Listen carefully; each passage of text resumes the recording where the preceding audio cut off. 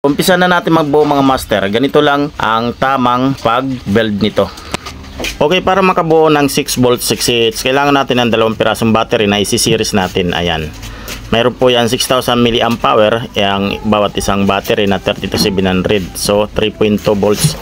So pag sineries siya ay 6 volt. Ayan. Lagyan natin ng fiberglass tape para maganda at tsaka battery holder. Ganun din itong isa mga master. Lagyan natin ng battery holder. Ayan. At saka fiberglass tape. Ayan, para solid na solid mga master. Ayan, parehas na sila mayroon mga master. Ayan, may fiberglass tape na, may battery holder pa. Ayan. So pagkatapos mga master, itong kanyang tabbing wire, magupit lang tayo ng tabbing wire. Ayan.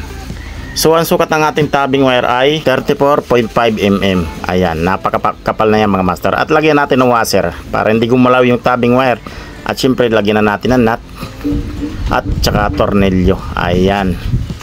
So higpitan lang natin maayos at para hindi siya mag-loose connection. Ito naman yung kanyang tabbing wire para sa negative at para din sa positive. Ayan, tupin natin ng konti para hindi mahaba. Okay. Ganon din ang gagawin natin sa isa mga master. Ayan, ilagay natin yung tabbing wire na pinutol natin at higpitan natin yung kanyang tornilyo or nut. Ayan, ganon din sa isa na to, ang kabila. Ayan. Higpitan natin maayos para wala talagang loose connection. At ganon din